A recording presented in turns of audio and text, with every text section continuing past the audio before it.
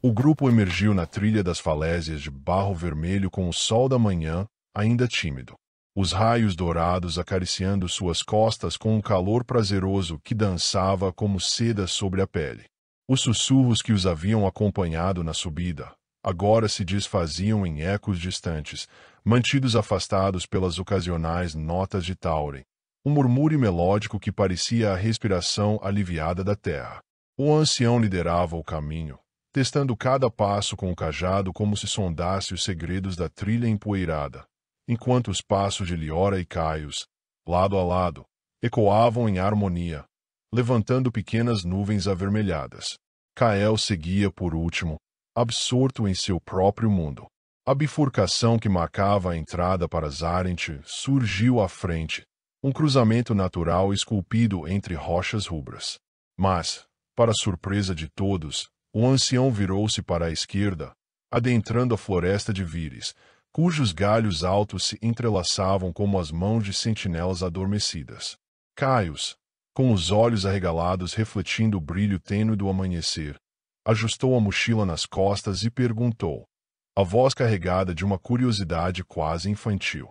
Pai, não vamos para casa. Tauren lançou um olhar por cima do ombro, um sorriso enrugado suavizando as linhas duras de seu rosto, e respondeu com um tom que misturava mistério e ternura. Vamos, meu menino, mas primeiro precisamos falar com alguém. Alguém que guarda mais do que simples palavras, e cujas lembranças valem mais que livros. A trilha mergulhou na penumbra verdejante de Vires, onde os raios de sol pareciam prisioneiros, filtrando-se em finos fios dourados que dançavam com partículas de pólen e orvalho, como estrelas capturadas pelo musgo pendente, mas que não iluminavam o caminho. O ar era uma tapeçaria viva de aromas, trançava o frescor úmido da terra, o doce sussurro de flores silvestres escondidas entre as raízes e o leve toque amadeirado das árvores antigas.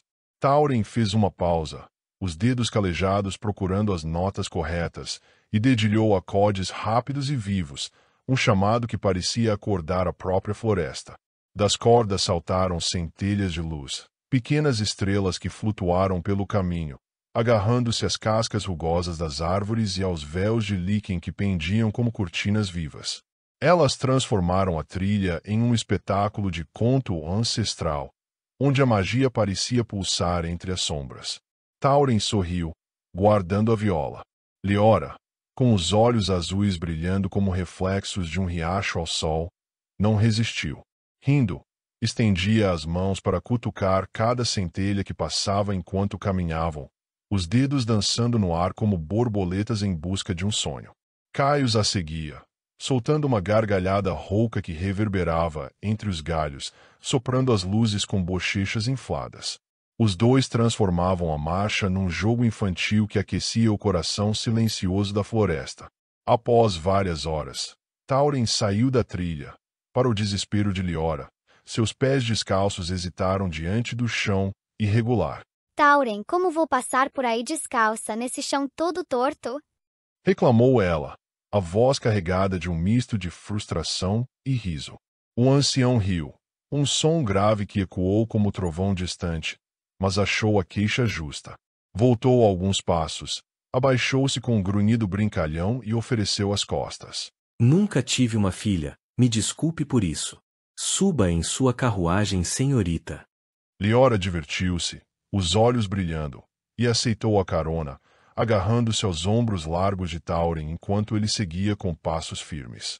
Após algum tempo, emergiram numa nova trilha, quase invisível, oculta por árvores marcadas com símbolos intrincados que pareciam dançar à luz fraca, como um feitiço guardando um segredo. O caminho se abriu numa clareira secreta, onde uma cabana antiga, mas meticulosamente preservada, repousava como um tesouro envolto pelos braços da floresta. Construída com madeira escura envelhecida pelo tempo, seu telhado de palha curvava-se como as asas de um pássaro adormecido, enfeitado por trepadeiras floridas cujas pétalas roxas e douradas sussurravam com a brisa. Janelas pequenas, emolduradas por vidros embaçados refletindo o sol do entardecer, exalavam o aroma celestial de tortas recém-assadas, doce convite que se entrelaçava ao fio de fumaça cinzenta que dançava pela chaminé torta. Havia um ar de magia benevolente ali, como o lar de uma guardiã mística cuja alma tecia conforto em meio ao desconhecido, uma sábia cujas mãos conheciam o segredo das ervas e das melodias. Vasos de barro, repletos de plantas aromáticas que tremiam ao vento, alinhavam-se na varanda de pedra desgastada. Ao lado da porta entalhada, repousava um altar oval, polido pelo tempo, ventos e chuvas, seus veios marcados por cera e traços. À porta, uma senhora os aguardava, erguida com a dignidade serena de uma árvore centenária. Os cabelos grisalhos caíam como fios de prata sobre os ombros, contornando as bochechas adornadas por sulcos profundos que contavam uma história mais antiga que as colinas, e seus olhos verdes revelavam cansaço e sabedoria. Ao seu lado, um cachorro negro e majestoso, com pelo reluzente como ébano polido e olhos profundos como abismos, que pareciam enxergar através das árvores e da mente, observava o grupo com uma calma que contrastava com sua imponência. Tauren, ao avistá-la, apressou o passo, quase correndo como uma criança reencontrando um parente querido que não via há muito tempo. Ajoelhou-se a poucos passos da porta, permitindo que Liora deslizasse de suas costas com um sorriso, e caminhou até a anciã, envolvendo-a num abraço longo e caloroso. Suas mãos calejadas apertaram os ombros dela com uma reverência que misturava afeto e devoção, como se ela fosse uma raiz viva da terra, uma sábia cujos cantos haviam guiado gerações através de tempestades e gritos. Crianças, apresento a vocês Citra, Anunciou ele, com a voz trêmula de emoção. Sua reverência era visível no modo como inclinou a cabeça, os olhos castanhos brilhando com admiração, como se ela fosse uma chama antiga que nunca se apagava. As crianças se aproximaram, um misto de hesitação e fascínio dançando em seus rostos. Liora, com um sorriso que se esparramava pelo rosto inteiro, estendeu a mão para o cão, que lambeu seus dedos com uma gentileza inesperada, arrancando-lhe um riso cristalino, leve como folhas ao vento. Ele é enorme.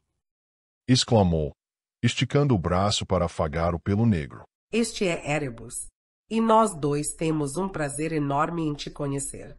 Disse Citra, sua voz suave como o murmúrio de um riacho. Liora corou, percebendo a gafe, e inclinou-se rapidamente. Me desculpe, senhora, que falta de educação a minha. Eu sou Liora, e o prazer é todo meu. Citra sorriu amavelmente, um sorriso que só as velhinhas sábias conseguem oferecer, quente como o sol de outono. Caius, alcançando o grupo com seu melhor estilo desajeitado, deu um passo à frente, o rosto redondo iluminado por um sorriso travesso. Citra, o cheiro das tortas é melhor que o do ensopado do meu pai. Acho que nem quero ir para casa. Brincou, inclinando-se numa reverência cambaleante. Tauren revirou os olhos com um suspiro divertido, escapando de um meio sorriso. Mas não seja por isso, querido. Sinta-se em casa e reparta as tortas. Tenho certeza de que estão com fome. Ela abriu espaço, e um Caius lambendo os beiços adentrou a casa. Cael permaneceu ao fundo, os olhos cinzentos fixos na figura de Citra, um calor estranho pulsando-lhe no peito, não como fogo, mas como um eco distante, uma memória que ele ainda não compreendia, como se ela carregasse a chave para todos os seus segredos, sussurrando através das dobras do tempo. Citra voltou o olhar para ele e caminhou lentamente em sua direção. Cael se encolheu ao encará-la, reconhecendo no olhar dela o mesmo brilho que havia no de sua mãe, mais apagado pelo tempo, mas ainda presente. E você, presumo, é Kael? Perguntou ela, a voz séria, como se analisasse uma criatura rara, tão aguardada quanto temida. Os olhos do menino se arregalaram. Mais uma pessoa que o conhecia, sem que ele fizesse a menor ideia do que estava acontecendo. Sim, senhora, mas como sabe meu nome? A anciã se aproximou até quase tocar sua testa na dele, abaixando-se com agilidade que traía a aparência antiga. Abriu os braços e envolveu-o num abraço que não era apenas carinho, mas um acolhimento ancestral, desarmando o menino. Ele sentiu os dedos afrouxarem pela primeira vez em torno do cajado, que escorregou de seus dedos e caiu ao chão com um baque surdo, afundando levemente na terra úmida. Kael apoiou a cabeça em seu ombro, como uma criança perdida ao ser reencontrada pelos pais. Ali, naquele lugar estranho, com aquela senhora que nunca tinha visto e pessoas que mal conhecia, Kael se sentiu jovem novamente. O peso do mundo que carregava foi retirado de suas costas, dissolvendo-se em uma profusão de lágrimas que escorreu por seu rosto. Ele sabia que estava seguro. Citra o deixou chorar por alguns minutos, sem interromper a represa de desespero que ele havia construído dentro de si e que agora transbordava como um rio selvagem. O calor do abraço de Citra envolveu Kael como uma manta tecida de memórias que ele não sabia que possuía. Por alguns instantes, o mundo lá fora, os ventos cortantes da floresta de Víris, os ecos do massacre em Vent, o peso do cajado que segurara com dedos trêmulos, tudo se dissolveu. Ali, aninhado ao ombro daquela anciã que acabara de conhecer, Kael era apenas um menino novamente, livre das sombras que o perseguiam. As lágrimas escorriam quentes por seu rosto, lavando os últimos fragmentos dos dias anteriores e umedecendo o tecido simples da túnica de Citra. Mas ela não se afastou. Em vez disso, suas mãos gentis acariciaram suas costas, um gesto tão natural que parecia carregar o conforto de 1000 noites perdidas.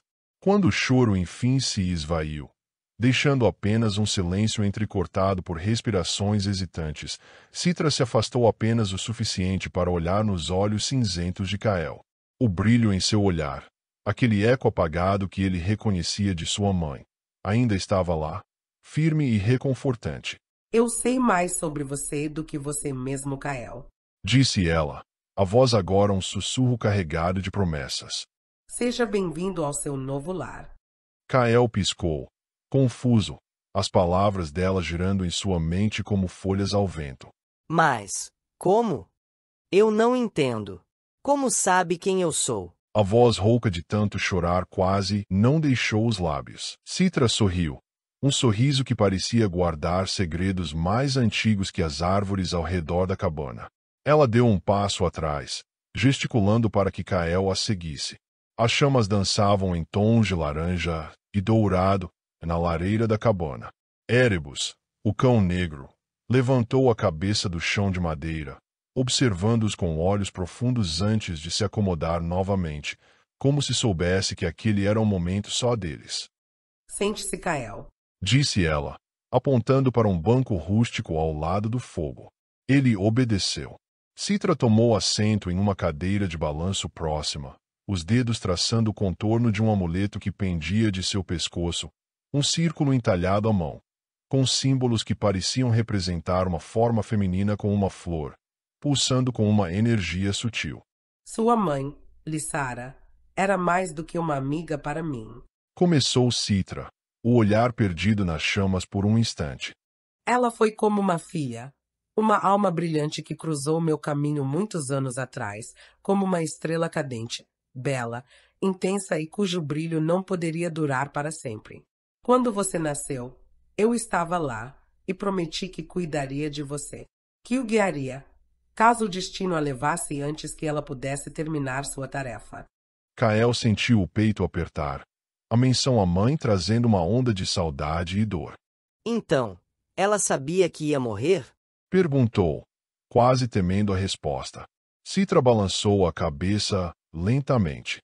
Não com certeza, mas Lissara conhecia os riscos do caminho que trilhava. Ela carregava uma luz que atraía tanto aliados quanto inimigos. E acima de tudo, ela sabia que você era especial, Kael, não apenas por ser seu filho, mas por causa do que você carrega dentro de si, por conta do que você é. Seus olhos desceram até o cajado, que brilhava ardente no chão da clareira, e Kael seguiu o olhar. Esse cajado não é apenas uma relíquia. É uma chave, um fragmento de algo muito maior, algo que foi selado há eras e que está diretamente ligado ao seu destino. Você não o encontrou por acaso. Ele te guiou. Estava esperando você. Continuou ela. Kael abaixou a cabeça, o peso das palavras de Citra caindo sobre ele como uma tempestade silenciosa. Algo dentro dele dialogava com aquilo, muito além de sua compreensão. O que quer que esperem de mim? Eu não sei se consigo. Eu queria ser forte como meu pai, lutar como ele. Mas agora, eu não sei mais quem sou. Admitiu, a voz trêmula. Citra inclinou-se para a frente, colocando uma mão gentil sobre o ombro dele. Você é quem sempre foi Kael, um coração valente, mesmo quando está partido. Ser um arauto não é tão diferente de ser um guerreiro. Ambos enfrentam a escuridão para proteger a luz. Mas seu caminho será seu, moldado por suas escolhas e pelas vozes que você aprenderá a ouvir. Ela fez uma pausa, o sorriso voltando aos lábios. E você não está sozinho. Olhe ao seu redor. Kael virou a cabeça, os olhos capturando a cena à sua frente. Na mesa rústica da cabana, Liora e Caio já dividiam uma das tortas de Citra, trocando insultos brincalhões enquanto o aroma doce enchia o ar.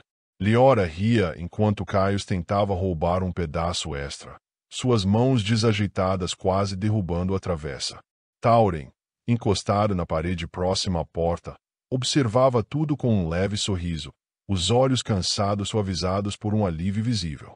Erebus parecia integrar-se àquele momento, aproximando-se e colocando a enorme cabeça em cima das pernas de Kael, como se o aceitasse como um dos seus.